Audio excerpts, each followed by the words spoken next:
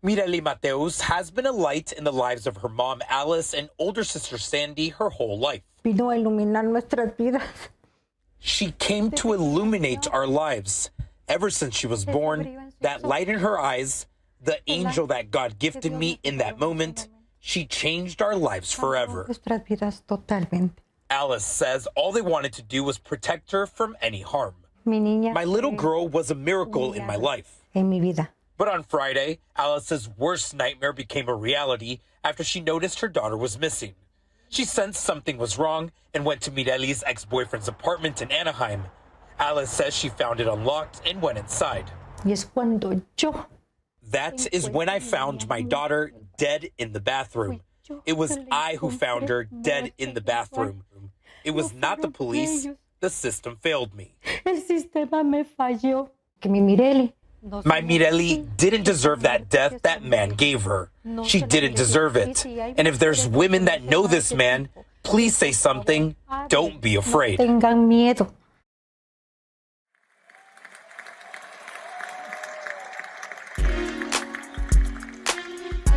Take your mind into the wonderful world of physical, emotional, psychological, and spiritual wellness.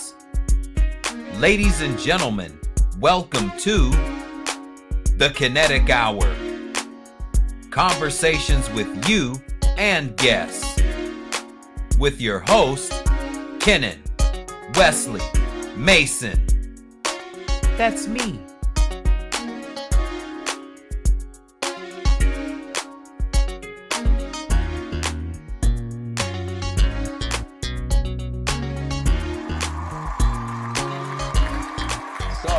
Good morning, good afternoon, and good evening, and welcome to another edition of the Kinetic Hour. I am your host, Kenan Wesley Mason. Welcome one and welcome all to another edition as we are simulcasting once again.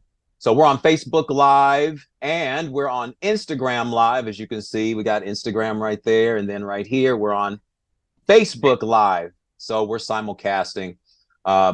Welcome, everyone. This is a special edition. Make sure that you go to my YouTube channels. As usual, there's always two. First, the Kinetic Hour on YouTube, the Kinetic Hour at the Kinetic Hour, and that's kinetic as we hear dogs barking in the background. And that's kinetic, Kennetic. That's all right.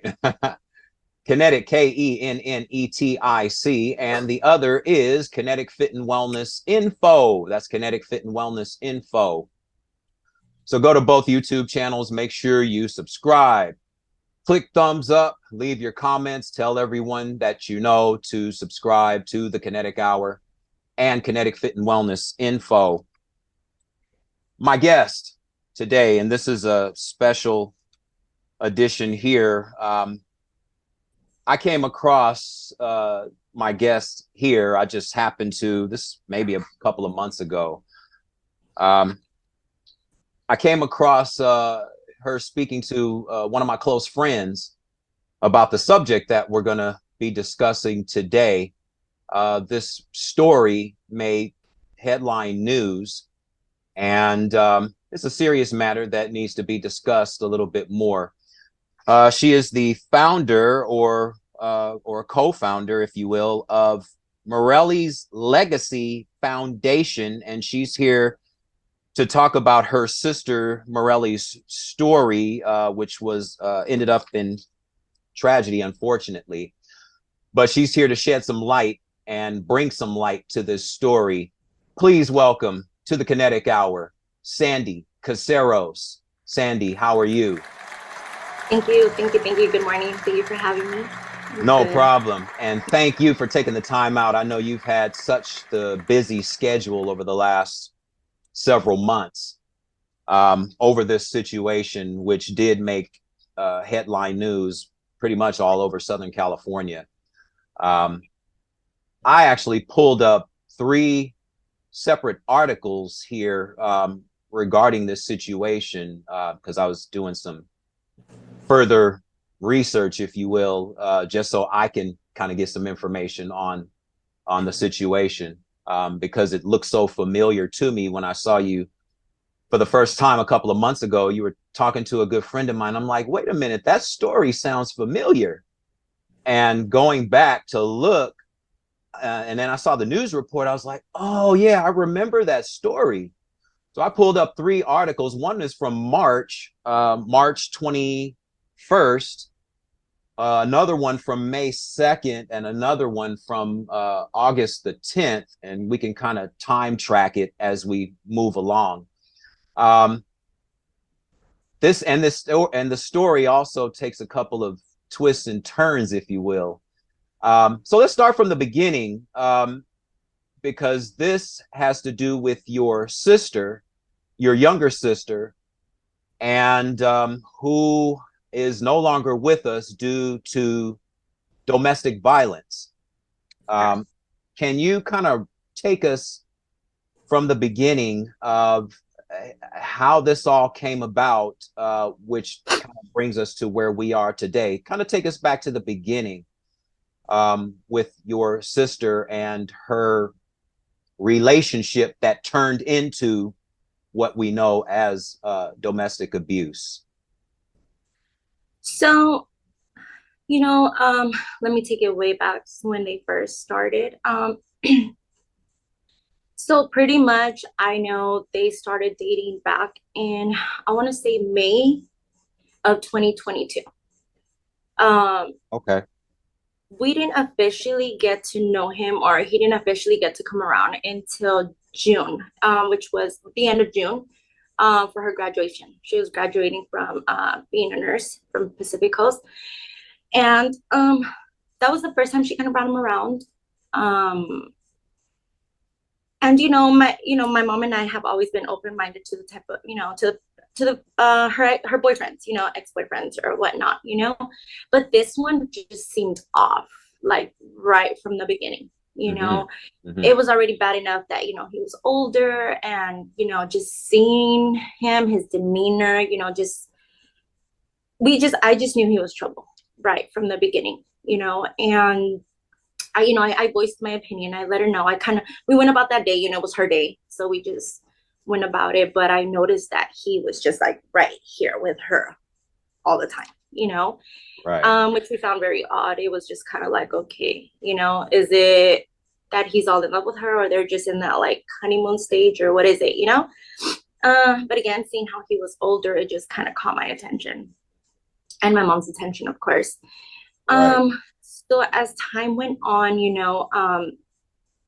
the abuse started really early on, now, well, after months had gone by, I started seeing, when was it? My sister helped me move into my new place back in July of 2022. And he helped me. He was there as well. I kind of just, if he was around, it's because we tolerated him because of her, right? So it was just this thing where like I started noticing that she had like kind of like weird bruising around her body. She was a gym fanatic. She loved the gym, but I had never, from the whole time that she had been going to the gym, very early on, I never seen bruises like that come up out of her body, like, So there was one that really caught my eye, and it was like one like right in her tummy tab, and she was wearing like this little crop top and stuff. And I kind of asked her, I pulled her to the side and I asked her like, hey, like what's going on, like what is that? So she hit it really fast. She was like, oh, it's a love bite or something like that, a love mark, or what something in between those words, right? Yeah. Which I found like, it just didn't sit right with me, Yeah. And then I noticed him like being like, after helping me that day, he was kind of agitated already by the end of the day, I guess because he had to go see his daughter. I don't know, something like he had already complications with his ex-wife. So they were kind of going through like that custody battle, things like that. So that was like second red flag, because the first red flag was just me meeting him and seeing him, and just, I guess, just me being around an abuser before. I just kind of like, you can just see it, Just on sight, you saw the signs. And then you could just see it in his eyes. Like there was just something about, his eyes. And you know what they say, like, the eyes are the windows to the soul. Gateway to the soul. Yeah. Right. So I Absolutely. just was like, no, there's just something not right. So I try to talk to her. I try to get out of her. I was like, you could talk to me. What's going on? Da, da, da.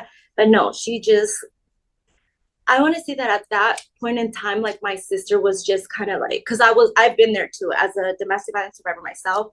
Like at the beginning, we kind of just tried to justify everything, like all of their actions, like if they're hitting us or they're doing this or insulting us and things like that. It's kind of like, no, well, he didn't mean it, or he was having an off day, or, we try to excuse it any way that we can, and of course, like, there was a romantic relationship, she had feelings, she had caught feelings and things like that. And of course, he treated her like a princess at first, all meanwhile, like, abusing her at the same time. So it was kind of like, he would abuse her and then be like, I'm sorry, baby, here's a trip to wherever, or here's an expensive this, or let's go out here.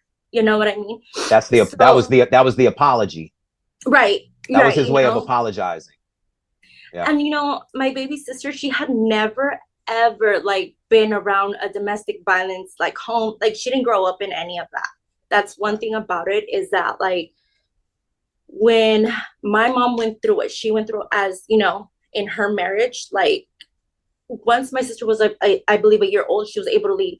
Like we escaped that toxic environment. So my sister never grew up around that, but we always spoke to her about it and things like that. And she did know about my abusive relationship and things like that. So she knew, she knew what the signs were. She knew not to like ever tolerate anything like that. And that's something she would always say. And, her being in her past relationships, the moment she's seen like, somebody disrespecting her, one of her exes disrespecting her, calling her out of her name or showing any type of abusive like sign like that, she would leave. She would leave them. Like she didn't think twice about it. So when this man came around, we always wondered like, what was it about him specifically that just, kept her there? So little by little, like my sister started opening up,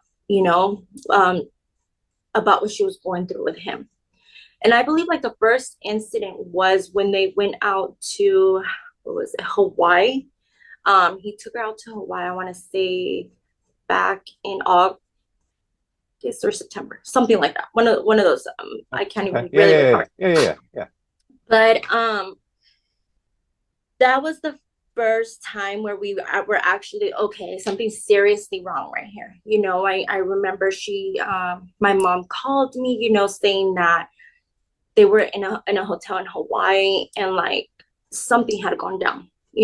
My sister didn't have her phone. Her phone he had broken my sister's phone. I guess he was, being abusive towards physically and verbally. My mom was trying to get her flight back. It was a mess. And all because she had met a famous person in the elevator, I believe from the show Wild 'N Out. And, she recognized him and things like that. And he was just kind of like, oh, hey, they, had a little conversation. Yeah. Well, this individual, I guess she could just see it all in his face. He was not liking that interaction at all. So that's what started the issue while they were over there. Got it. So, I had told my mom, get her back over here, get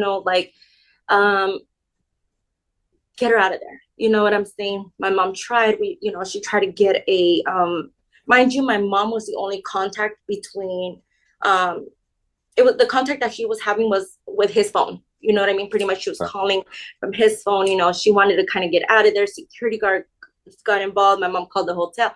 It was just insane, right? So my sister manages to go through with the vacation. It was like a weekend type of thing, right? And I guess his way to keep her there was like, I'm sorry, I didn't mean to, I was drunk, the whole works. He bought her a new phone the next day, and they literally continued on about their vacation like as if nothing ever happened. I didn't really understand the details of what had occurred at that in that incident until she came back. that was the first time ever where we actually just sat down, and she like literally told me like everything that had already like been happening in the relationship, why all the drama started from the beginning, you know, and things like that. And that's when I figured, I was like, wow, so this has been happening since the beginning. You guys had just been fresh into the relationship, and boom, the abuse started. Yeah, yeah. And it sounds like he was the jealous type. And from what these reports say, that he had a history, or actually he was out on parole for the same type of abuses, whether it's towards his ex-wife or towards other women that he was dating prior to your sister. So he had already had a history of this. Did any of you know about his history prior to that? No. Unfortunately, we tried, we try to like get a sneak peek, it's all about who, type of thing. We try to get into his, background and see what he had. Well, it turns out everything was sealed. So at that point, when, my mom came back to me with this information, I said, okay, we need to dig deeper, because somebody that has their whole, criminal, whatever sealed, they're hiding something. It doesn't always happen.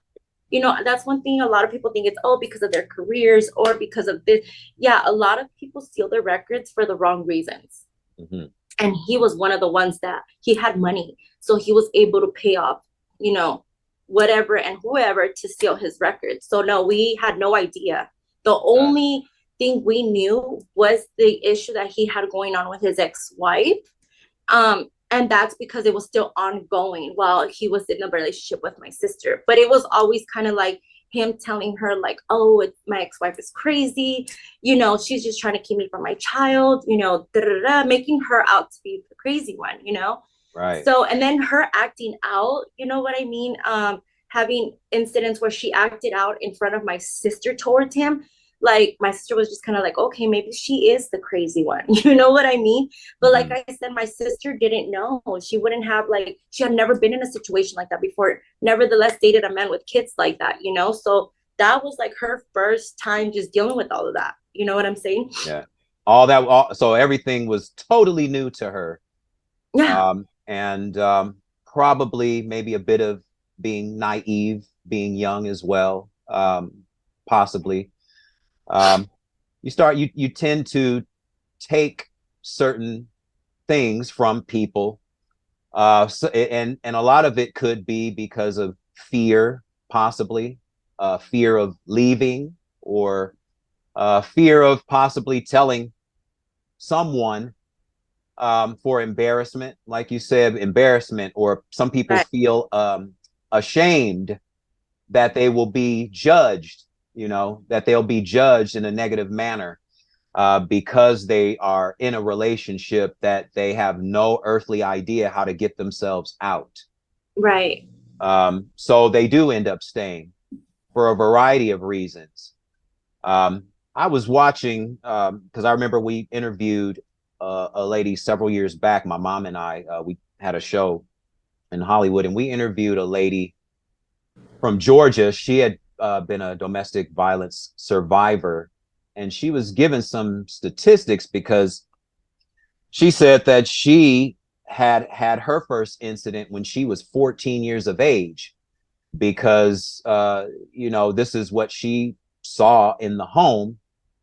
And by the time she turned 14 years of age, that's when she encountered her first episode of domestic violence from another 14-year-old boy that was going through the same thing in his home.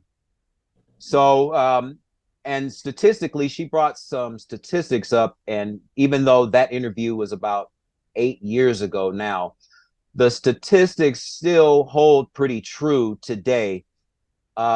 As far as domestic violence victims, 85% of domestic violence victims are women.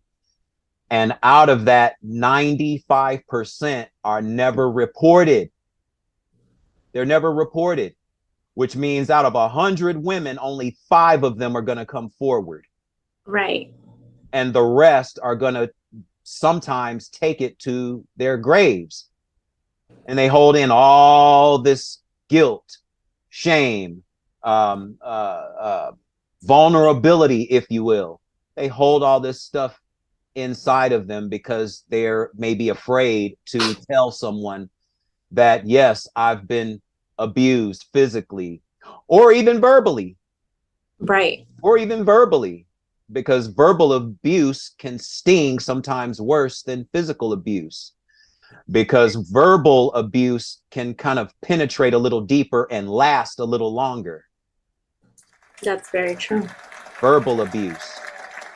So this relationship persisted until one day, from the report, it said that your mother made this discovery. How did your mother come to find out that her daughter is here in this apartment, lifeless? So that day, okay, so mind you, my sister, okay, that's when my sister left this man in January of this year. She moved back in with my mom, got all her stuff out. She was living here with my mom. Okay. So from January to March, you know what I mean? She had blocked him. That's of this year, everywhere. correct? That's of this year. Okay. Mm-hmm. She had blocked him. She had cut off all communication. People at her job, the security people at her job, actually her boss and all of that. She worked at Providence. They had even put out an alert, you know, that if they saw this man there, to call the cops and stuff like that, because that's how much he started kind of like popping up at wherever she was at, whether it was the gym, whether it was, you know, her job, whether I'm sure it was here, you know, anywhere she was at, you know what I mean? Because she didn't want to be with him anymore. You know what I'm saying? She was done. She had even reached out to his mom and asked her to speak to her son, because she didn't want to take it to the point of like having to call the cops on him and have the cops deal with him, because Okay. he had a lot of like, I want to say like criminal charges stacked up against him already from his ex-wife, you know? So she didn't, obviously, you know, she still had love for him. Of course, they lived together. They shared a, you know, romantic relationship together and things like that. But she learned how to separate that and separate herself. You know what I mean? So when March 17th came around, I remember the 16th, which was that Thursday, she had called me and told me that she was going to go get her name off the lease in that apartment where they found her. Again, they had moved in together pretty early on in the relationship, you know, but because she had moved out already, she was like, you know what, there's no reason for my name to be on this lease anymore. So, you know, I remember telling her, like, do you want me to come with you? I'll go with you, you know, because we already knew like the way this man would respond towards her. So we didn't want, you know, him to physically hurt her, you know, for her going to take off her name off the lease and things like that. So she was like, no, it's fine. She's like, I'm just going to go out to work. I'm going to pass by, you know, it was like on her way and things like that. She's like, I'll call you as soon as I'm out, which she did. You know what I mean? As soon as she signed off on the lease, I guess she managed to just leave, come home. Right. So that night, I had dropped off my kids here at my mom's house, you know, because they went to school around here. Okay. I lived on my own. And I left that night. That was the last time I had, you know, spoken to my sister or seen her, you know, which was March 16th. March 17th comes around, and I would always, mind you, my sister had to go to work that day. She worked Monday through Friday. She worked at Providence. And every morning I would wake up to like a good morning message from her, whether it was a text message or an audio message, you know, because she would always wake up before me. Okay. Well, that morning I didn't receive anything. I woke up kind of late that day because I had just, you know, my baby was only 4 months old, you know, and things like that. So anyways, I had slept in with him, and my mom calls me like, I want to say like around 11 in the morning. So she's like, hey, have you heard from your sister? You know, like I haven't, you know, been able to get a hold of her. So at this point, like, I'm like, okay, something's not right, you know? So then she comes and she tells me like, okay, well, that's my daughter, you know, she had mentioned it to my mom that she had seen my sister leave very early in the morning. You know what I mean? And then she just went back to sleep. My sister just told her, it's okay, baby, go back to sleep. So that's exactly what she did. My daughter obviously didn't look at her phone, didn't see what time it was or anything. So my mom just figured, okay, maybe she went to the gym early, you know, because she usually did that. She would wake up like at 4:30, you know, and head out to the gym to be there by 5, whatnot, right? Okay. So at this point, what happened? Okay, so I start blowing up my sister. I start texting her, calling her, you know. My mom, we're all connected on the same phone plan, you know. Okay. So my mom was able to see the phone calls coming in into her phone all night. So she had seen like this repetitive number of like calling her until I guess the phone call was actually picked up. And this was all like at 1 something in the morning. Right? So when my mom decides to take that last number and call it back that morning. So come to find out, that was this individual's best friend's phone number. Okay. So when my mom mentioned that to me, I said, oh, there's something definitely wrong. I said, because his number shouldn't be in her phone, because his best friend was the reason why there had been so much hostility between my sister and this individual, you know, for other reasons, like past reasons. And so at that point, I'm like, what did he tell you, you know, or what did you get out of him? And she was like, oh, that the last time he seen her sister was at, you know, this individual's apartment at 5 in the morning, that they had been arguing, and that the security guard was there, you know, and all these other things. So that just alerted me right away. I said, okay. I said, we need to find my sister, like ASAP, you know, because if by now if he says the last time he seen her was at 5 and it's already almost noon and she has not responded to anyone, I said, we need to go. We need to go look for her now, you know. Mind you, my mom was at work already. So I remember I never got an answer from her. And my mom ended up leaving. She ends up leaving work early. She got out like at 2, right? And I'm like, you know what? I'll meet you there. We just knew that the only other place my sister could be at was his apartment. There's no other place. It was a Friday. She had to go to work. If she wasn't at work and she wasn't here at home, she wasn't at my house, she had to be at his house, you know? So that's what pushed my mom to, you know, get out of work. I said, let's go. You know, at that time I was with my ex-wife and I told her, like, grab the baby, let's go. We're meeting my mom there. Yeah. So of course my mom was closer. She got there and, you know, I'm on the phone with her. She's on the phone with this man, the best friend, you know, the whole time they're like, we're trying to figure out what's going on. You know what I'm saying? And when my mom calls me, she's already there at the apartment. She's like, I don't see the car. She's like, I don't see your sister's car. At that point, we're freaking out. You know what I mean? Because if my sister's car's not there, like, where is she?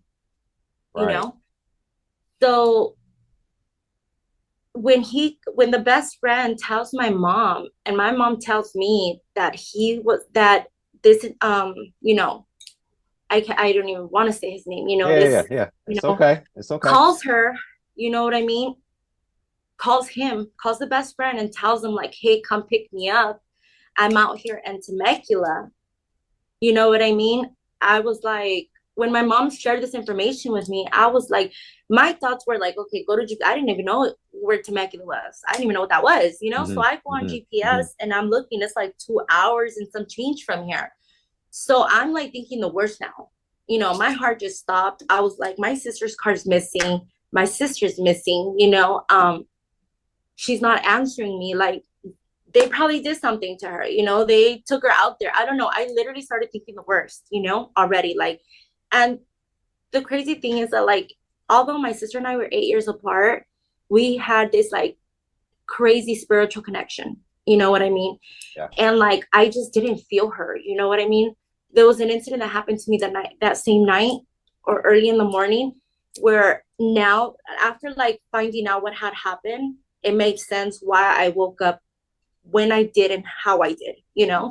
Right. But, so at this point, my mom's like, you know what? She's like, I'm going to see, I'm going to check if the door's open. You know, I'm just going to go, you know?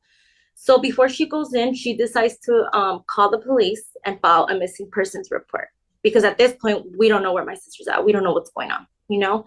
So after she calls, my mom decides to try the knob. Well, it was right by the what is it called? The Anaheim the Angel Stadium. Okay. Okay. Lived right behind there. It was those Yeah. apartments back there. Yeah.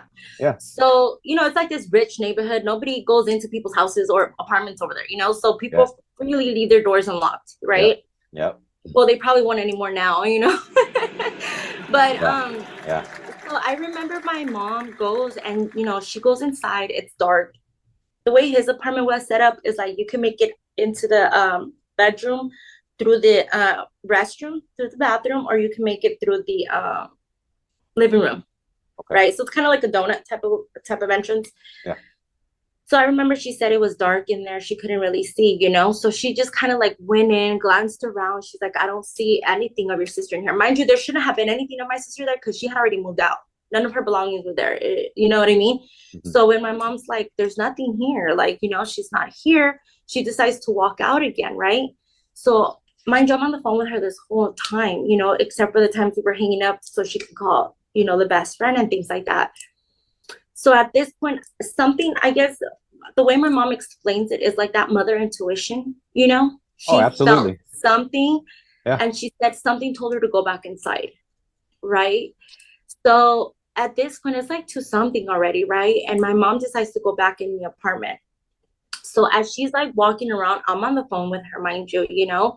So I'm like, look for anything, look for her keys, look for, I don't know, search for something, right? So she's making her way around. She passes through the living room, heads into the bedroom. She says, you know, she had mentioned to me that the bedroom was kind of like messed up, like if a scuffle, something had happened, you know? Right. So by the time she hits the bathroom, mind you, the bathroom doesn't have no windows. It's dark. You know, it's one of those bathrooms that like you have to have like the fan, whatever, you know? Mm-hmm. So it was dark. All she remembers seeing is like the hamper flipped over. And on top of the hamper, the dirty laundry hamper, was like my sister's purse and this man's Mercedes key, you know, from his vehicle, which he didn't have anymore because he had crashed it a while back. So the only thing he was on was his bike, his motorcycle. That's the only thing he could move with, unless he had taken my sister's car, which at the time we weren't sure, you know? Okay. So by this point, my mom says that when she starts walking into the bathroom, you know what I mean?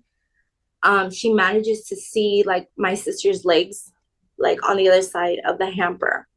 So when she fully opens the door, all I remember hearing is like my mom's excruciating scream, like that. I can't even describe it, to be honest with you. Like it just, you know, and I knew she had found her. Yeah. So that's how she found her. Wow.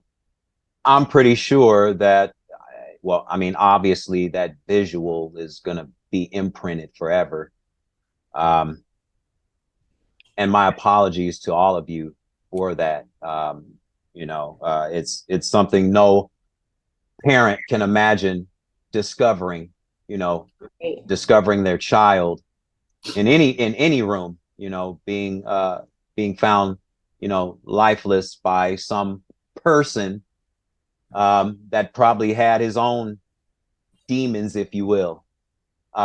So he was actually, and this happened in La Palma or Anaheim. This was in Anaheim.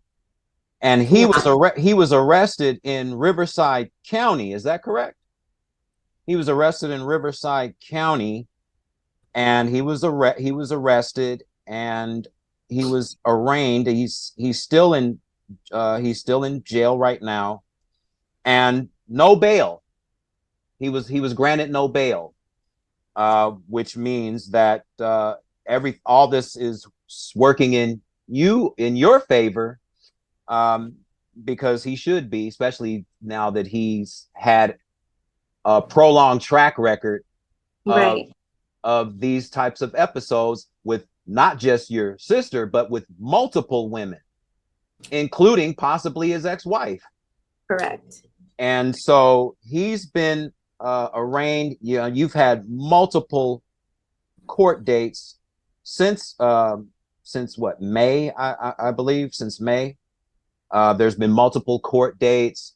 And here's a quote right here from, this is from a May 2nd article, KABC. And this is a quote, and this is from after, I guess, a couple of the hearings that have already taken place.